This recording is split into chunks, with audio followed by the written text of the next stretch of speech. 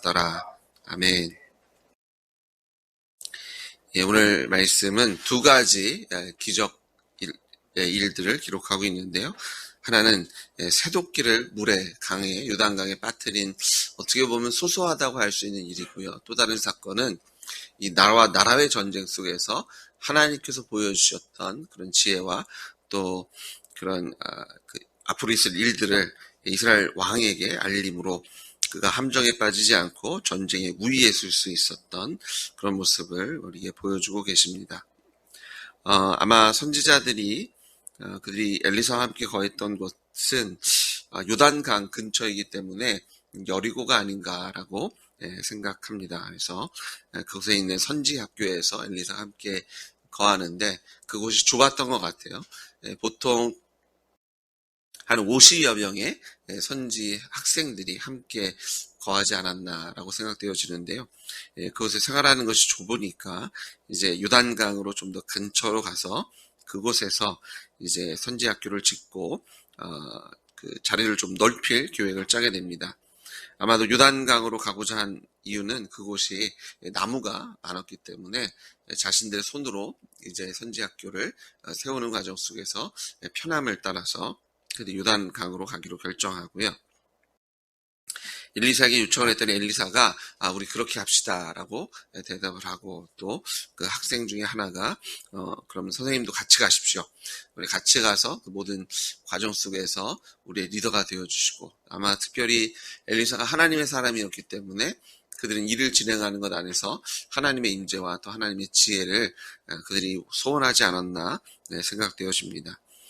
그래서 그들이 이제 요단강가로 가서 나무를 베어 집을 선지학교를 지어가는 과정에서 한 사람이 나무를 베다가 쇠도끼가 물에 떨어지게 됩니다.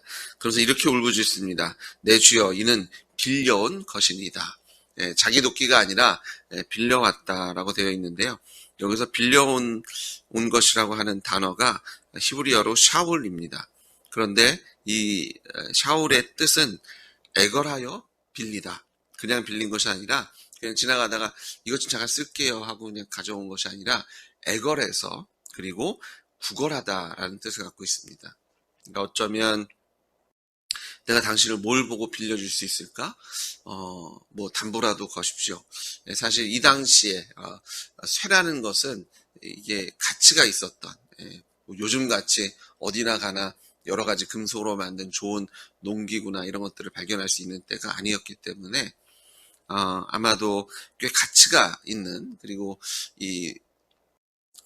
또 꼭 필요한 그런 도구였을 겁니다. 근데 그게 물에 빠지니까 어렵게 빌려오고 애걸하고 구걸하여 빌려온 것. 그는 아마 가난하였을 것이고요. 이것을 갚을 능력이 없지 않았나 생각이 됩니다. 그는 이 문제를 가지고 엘리사에게 나아가며 사정을 얘기했을 때 엘리사가 나뭇가지를 베어서 물에 던지는 것으로 쇠도끼를 떠오르게 합니다.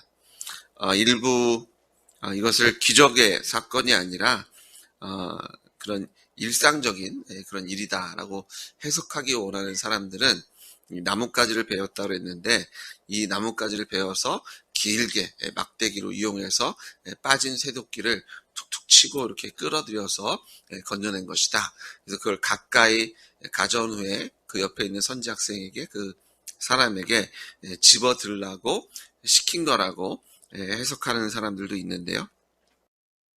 이 쇠도끼를 떠오르게 하다 해서 떠오르게라는 그 히브리어가 야체프인데요.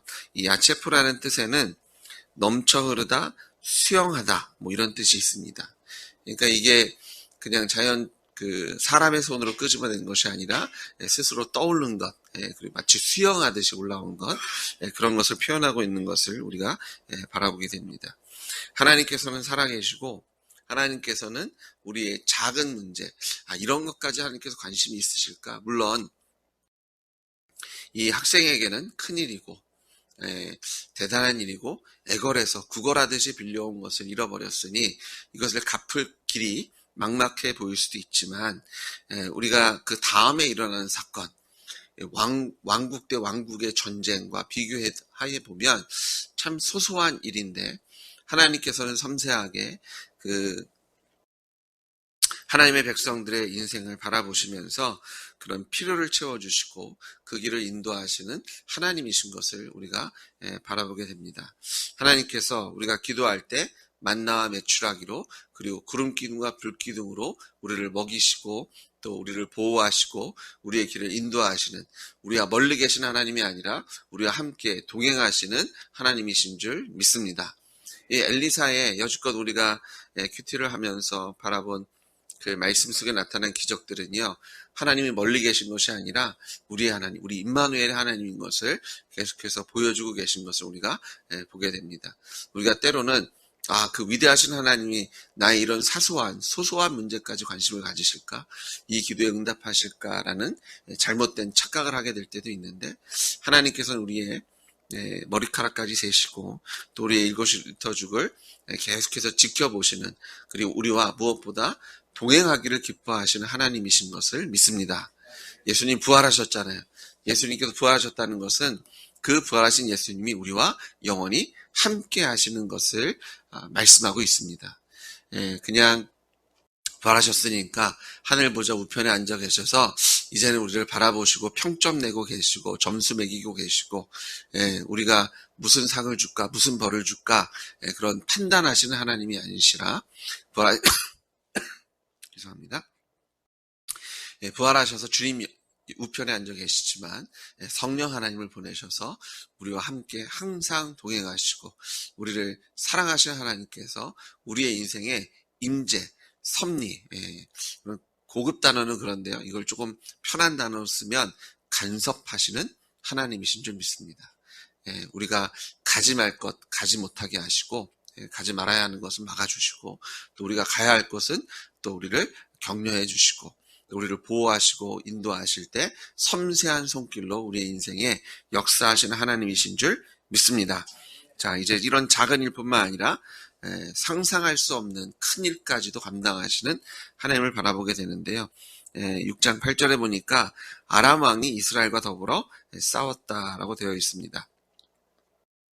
이 정확한 연대에 대한 기록이 없기 때문에 이것에 대한 몇 가지 의견이 있는데요. 요세푸스는 이 전쟁이 여호람과 벤하닷 1세의 전쟁이라고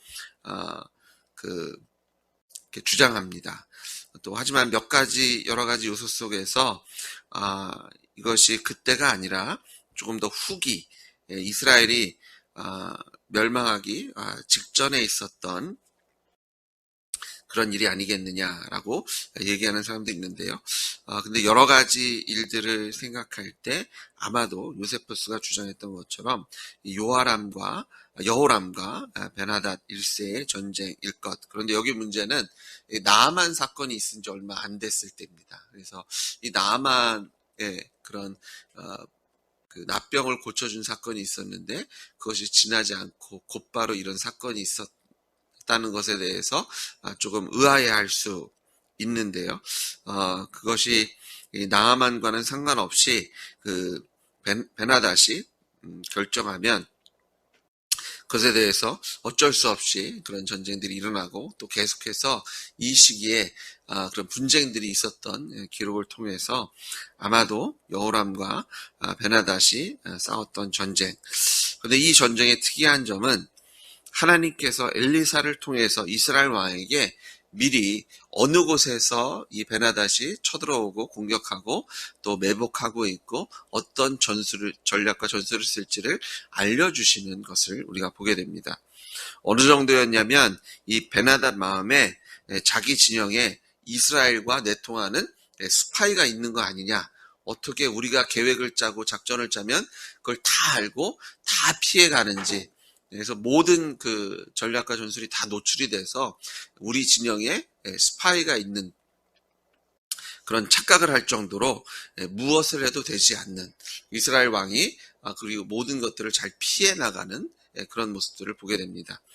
이런 것들을 통해서 아마 아람 왕이 이 당시에 이 이스라엘 북왕국보다는 조금 더 군사적이나 이런 여러 가지 면에서 우위에 있는 상황 속에서 이게 이겨야 되는데 계속해서 피해가고 그런 승리하지 못하는 것 안에서 그런 내통자 것들을 찾아야 되겠다라고 이제 자신의 신하들을 쭉 모았는데, 그 신하 중에 하나가 12절에 보니까 그것 아니라 우리 안에 내통자가 있는 것이 아니라 이스라엘 선지자 엘리사가 왕이 침실에서 하신 말씀을 이스라엘 왕에게 고하나이다. 베나다 왕이 자기 침실에서 아무도 모르는, 자기와 자기의 그런 그 왕비만 알고 있는 그 사건까지도 이스라엘 왕에게 다 알려주고 있다는 거죠. 이런 상황을 보면 도리어 아람 왕의 그런 스파이가 이스라엘 진영에 있지 않았나 생각되어집니다. 이 신복이 알 수 있는 길이 없잖아요. 어쩌면 오히려 이스라엘 진영에 있는 그런 내통자가 사실은 이런 일이 있어서 당신들이 무슨 일을 해도 노출되고 왕이 이렇게 잘 피해 나갈 수 있는 것은 엘리야가 때를 따라서 계속해서 우리에게 정보를 넘기고 있습니다. 어떻게 아는지 모르겠지만 세세한 것까지 다 알려주기 때문에 우리가 잘 피하고 있다는 것이 알려지고, 그리고 나아만이나 이런 여러 가지 사건들을 통해서 엘리사의 존재가 또한 아람 왕에게 알려진 것이 아닌가라는 생각을 들게 되고요. 이 아람 왕이 이 얘기를 듣고 믿습니다. 엘리사 때문이구나. 그래서 엘리사를 잡아 죽일 계획을 짜고 엘리사가 어디 있는지를 알아봤을 때 그가 도단에 있는 것을 알게 되고 이제 엘리사를 잡으려고 군대를 파견하게 되는데요. 이 도단은 사마리아에서 한 18km 정도 떨어진 도단 계곡을 얘기하는데요. 동남쪽에 위치해 있습니다.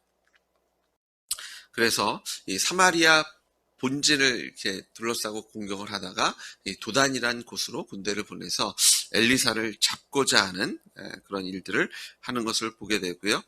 이 그런 위험에 쌓인 그런 엘리사의 모습을 보게 되고, 또 이제 6장 이제 후반절을 통해서 하나님께서 또 엘리사를 구하시는 그런 하나님의 역사를 이 말씀을 통해서 우리가 바라보게 됩니다. 하나님은 참으로 살아계신 줄 믿습니다.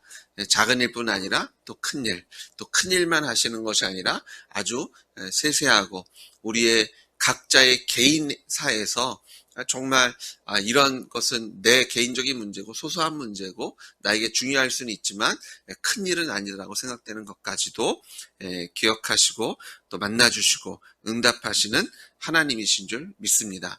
우리가 믿는 하나님이 이렇게 섬세하시고요. 여러분을 이렇게 사랑하십니다. 독생자 예수를 이 땅에 보내신 그 십자가의 사랑, 부활하셔서 우리가 영원히 함께 하시는 그 하나님의 지극한 사랑을 믿고 의지하면서 오늘도 예수님의 이름으로 기도하며 나아가실 때 하나님께서 섬세한 사랑과 또 임재와 간섭으로 우리의 삶 속에서 역사해 주실 것을 믿습니다. 오늘 그 믿음으로 기도하시는 여러분 되시길 주의 이름으로 축복합니다. 같이 기도하시겠습니다. 하나님, 큰 일이든 작은 일이든 주님은 우리를 사랑하셔서 우리의 세세한 일 하나하나에 관심이 있으시고 또 우리와 어느 곳이든 동행하기 원하시며 또 우리의 힘이 되시고 능이 되시고 구원이 되시고 또한 우리의 능력이심을 예수님의 이름으로 고백하고 선포합니다. 주님께서 예수님을 통해서 십자가에 보여주신 사랑, 그리고 죄와 사망의 권세를 다 멸하시고 우리를 사랑하기에 넉넉하시며 우리를 승리하기에 충분하신 천지를 창조하시고 주장하시는 하나님이심을 우리에게 확인해 주셨고 우리가 영원히 함께 하심을 성령 하나님으로 아버지 확인해 주셨사오니 오늘도 믿음으로 주님 앞에 나아갑니다. 믿음으로 주의 이름을 부르오니 주님께서 우리에게 응답하시고 역사하실 줄 믿습니다. 하나님, 우리 안에 연약한 아버지 육신이 연약하고 마음이 연약하고 삶이 어려운 아버지 하나님 우리 지체들이 있사오니 주님께서 우리의 기도 속에 역사하셔서 우리가 함께 모여 기도할 때 아버지 하나님 치유하시고 회복하시며 힘을 더하시는 하나님의 역사로 우리의 입술을 간증으로 우리의 입술을 채워 주시옵소서. 주님께서 응답하실 줄 믿습니다. 주님께서 우리를 사랑하심을 의심하지 않습니다. 아버지 하나님, 예수님의 이름으로 간절히 기도하며 나아가오니 주님 이 아침에 우리를 도우시고 역사하실 때 우리 안에 하나님께서 하셨다라는 간증과 찬양으로 채워 주시옵소서. 특별히 육신의 질병을 가지고 아버지 주님께 간절히 기도하는 가족들이 있음을 주님께서 아시오니 주님께서 그 가정을 위로하시고 주님의 여호와 라파의 하나님으로 그들을 만나시며 역사하여 주시옵소서. 예수님의 이름으로 축복하며 기도드렸습니다. 아멘.